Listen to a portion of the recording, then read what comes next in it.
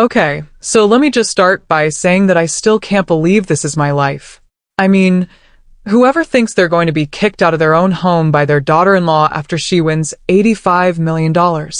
It sounds like a bad movie plot, doesn't it? But here I am, living it. I'm still reeling from it all, trying to process how my life, my entire future, was ripped out from under me in the blink of an eye, all because of a lottery ticket. Tell me, if you were in my shoes, if your own son stood by and watched as his wife did this, what would you have done? Would you have fought harder? Would you have just given up? I honestly don't know what the right answer was, but I can tell you what I did and how it all unfolded. It all started so much more simply, as things often do. My husband, Arthur, and I built that house together, brick by brick, memory by memory.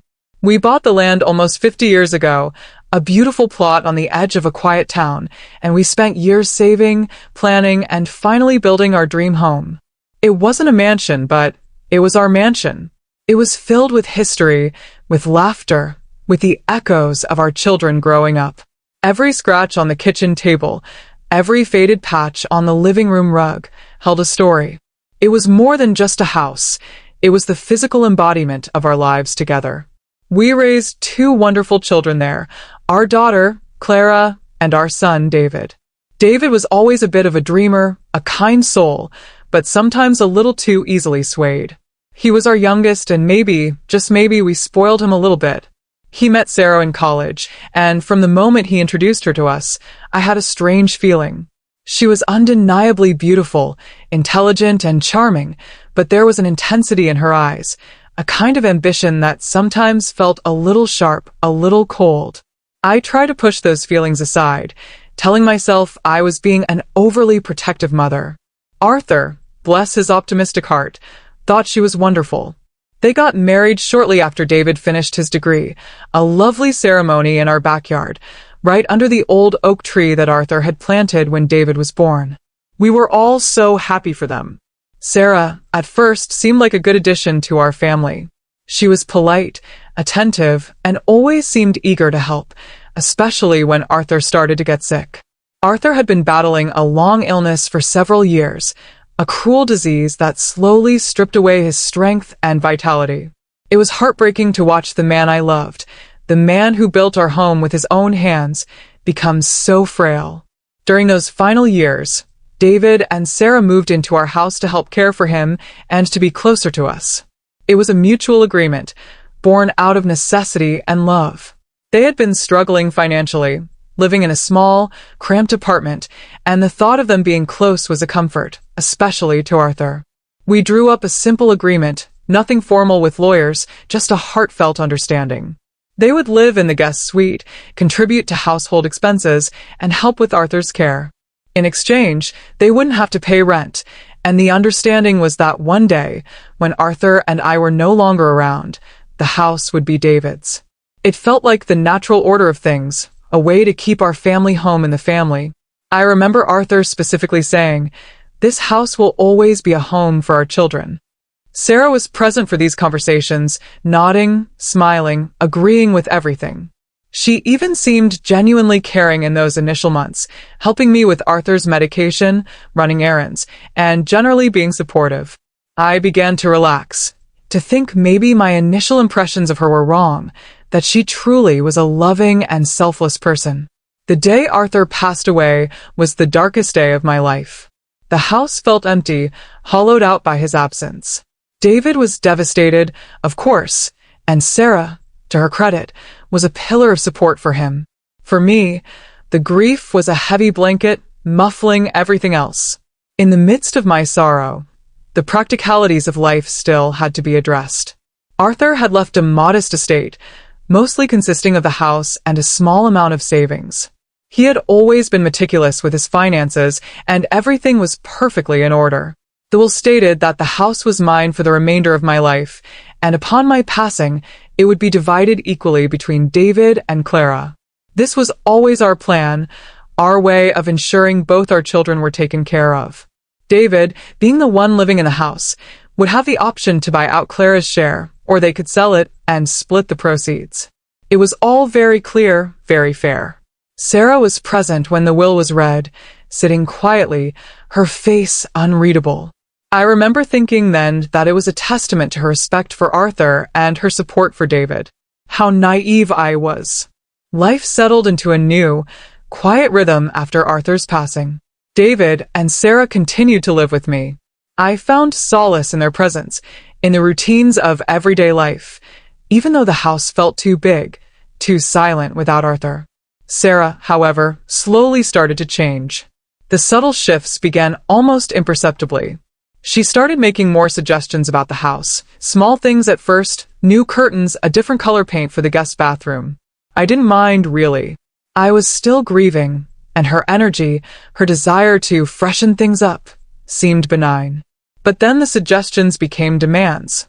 She started redecorating areas of the house that were deeply personal to me, moving Arthur's books, changing the layout of the living room, areas that were full of his presence.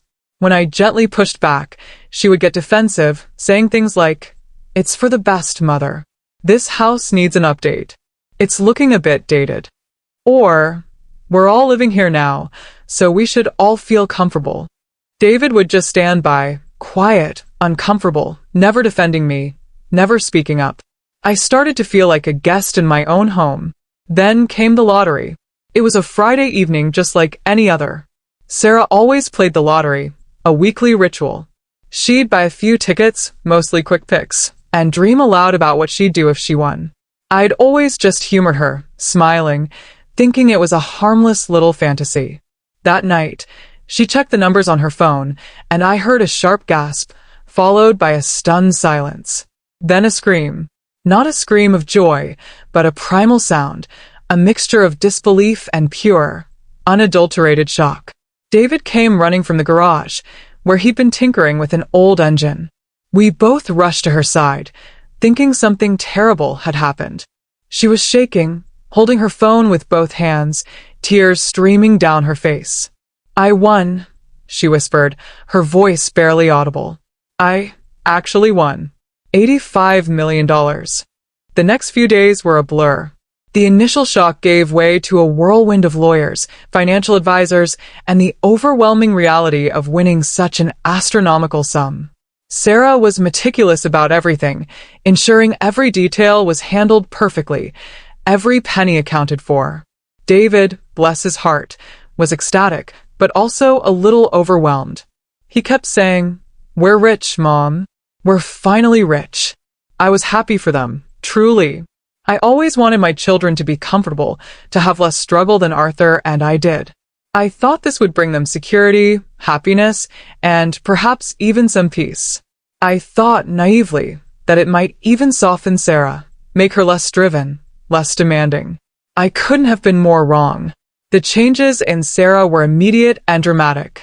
The subtle shifts I had noticed before morphed into outright declarations of power. She started talking about our future, our plans, and when she said "our," she clearly meant her and David, with me completely excluded.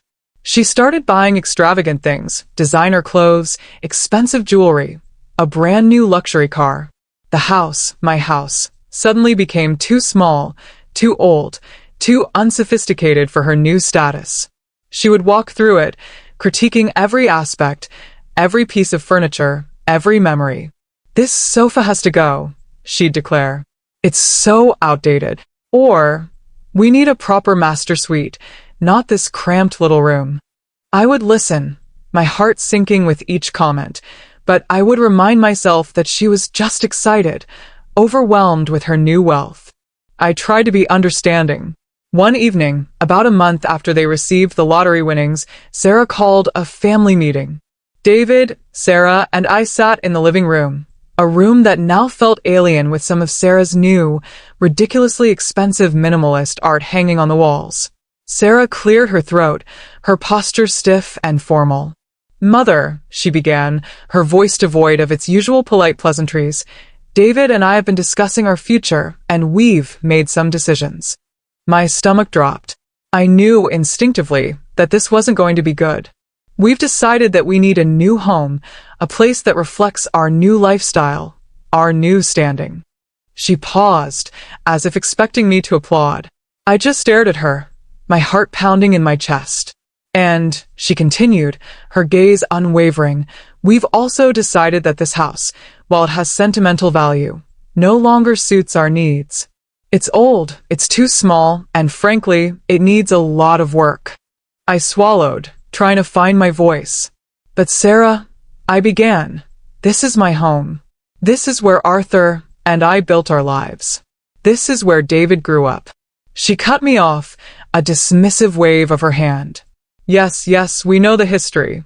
But David and I are a young couple. We need to move forward. And with our new resources, we can build something truly spectacular, a home worthy of our future. She then dropped the bombshell. So, we've decided that it would be best if you found somewhere else to live. I felt the blood drain from my face. What? I whispered, utterly bewildered. Are you serious? You're kicking me out of my own house. David, who had been silent until this point, finally spoke up, his voice weak. Mom, it's not like that. It's just, Sarah wants a fresh start, and we need our own space. He wouldn't meet my eyes. Tears welled in my eyes, not just from the shock and the anger, but from the profound betrayal. Your own space? David, this has always been your space. You lived here for years, and now you're telling me I have to leave? What about the will? What about Arthur's wishes? Sarah interjected, her voice sharp. The will states the house is yours for life, yes. But it doesn't say we have to live with you, or that we can't buy you out. My mind raced, trying to recall the exact wording of the will. She was technically correct, but the spirit of it, the intention, was entirely different. Arthur would have been horrified. We've consulted with our lawyers, she continued, and they've advised us that we can offer you a fair market value for your share of the house, which would allow you to purchase a lovely, smaller home, perfectly suited for your needs. We're being more than generous. Generous? Kicking me out of my lifelong home. The home I shared with the love of my life, the home I still grieved in, was generous? I looked at David, searching for any sign of defiance, any hint that he would stand up for me, for his father's memory, for our shared history. But he just sat there, looking at the floor, a picture of pathetic submission. It was clear then. Sarah had completely consumed him. The man I raised, my sweet, thoughtful son, was gone, replaced by a shell controlled by his wealthy wife. So that's the situation I was in, and I had to make a choice. I could fight them, try to hold on to the house that was legally mine for life, but against an $85 million lottery winner with a team of lawyers, what were my chances? Or I could accept their generous offer and try to rebuild my life elsewhere. Before I tell you what happened next, I want you to pause and comment below what you would have done in my shoes. Would you have fought for your home, even if it meant estrangement from your son? Or would you have taken the money and walked away, trying to find peace somewhere new? The days that followed were a nightmare. Sarah and her lawyers pressed hard. They presented me with a meticulously detailed offer, citing property valuations and legal precedents. They were offering me a sum that, on paper, seemed substantial enough to buy a nice, smaller house. But it wasn't about the money. It was about the principle, the betrayal, the ripping away of my roots. I felt a profound sense of injustice, a deep ache in my heart that went beyond just losing a house. It was losing my son, too. I tried to appeal to David, to his conscience, to the memories of his father. I cornered him one afternoon when Sarah was out shopping. David, I pleaded, tears streaming down my face. How can you let her do this? This was your father's home. He built this for us. For you. How can you just stand by and watch her throw me out? He looked uncomfortable, shifting his weight from foot to foot. Mom, please, he said, his voice barely a whisper. It's not like that. Sarah, she has a vision. And it's for our future, our family. We can't keep living in the past. He paused, then added, besides, you'll have plenty of money. You can get a lovely new place, closer to Clara even. It was clear he had rehearsed these lines. He was gone. My son, my sweet David, was gone. Sarah's grip on him was absolute. I knew then that fighting was futile. Not because I couldn't win legally. I probably could have tied them up in court for years, given the wording of the will, but because the cost to my soul, to my last vestiges of hope for a relationship with David, would be too high. I couldn't bear the thought of endless legal battles, of turning my grief-stricken home into a battleground. And honestly, the thought of living under the same roof as Sarah, knowing what she had done, seeing David's complicity, was unbearable. The house had become tainted, no longer a sanctuary, but a monument to betrayal. So, with a heavy heart, I accepted their offer. It wasn't a capitulation, it was a surrender to a new reality, a painful acknowledgement that the family I had built, the home I had cherished, was irrevocably broken. The money, while substantial, felt like blood money, stained with the tears of my past and the disappointment of my present. The process of moving out was excruciating. Every box I packed felt like I was sealing away a piece of my life. I carefully went through Arthur's belongings, deciding what to keep, what to let go of. The house, once vibrant with life, now felt like a tomb. Sarah watched me, her expression unreadable, sometimes offering a superficial, "Can I help with anything, mother?" knowing full well that her help was the reason I was leaving. David was mostly absent, conveniently finding excuses to be out of the house. He couldn't face me, and I couldn't bear to look at him. I found a small, charming bungalow in a different town, not too far from Clara, thankfully. It was a lovely little place, with a small garden and a cozy fireplace. But it wasn't my home. It didn't have the history, the memories, the echoes of Arthur's laughter. It was just a house. When the moving truck finally pulled away from my old home, I looked back one last time.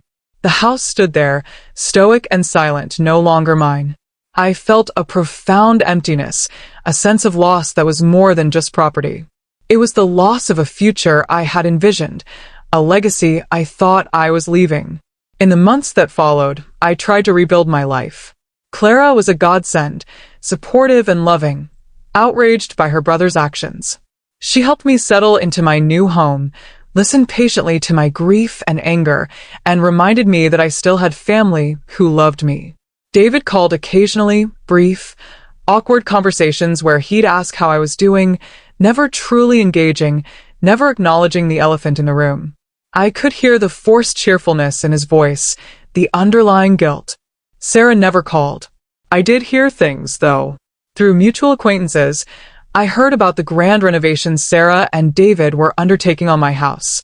They were tearing down walls, adding extensions, completely transforming it into something unrecognizable, something that bore no resemblance to the home Arthur and I had built.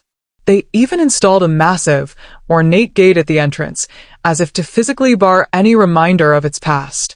I also heard about their lavish lifestyle, the trips, the parties, the endless stream of expensive purchases. It was a stark contrast to my quiet life in the bungalow. One day, almost a year after I moved out, I received a package in the mail. It was from David.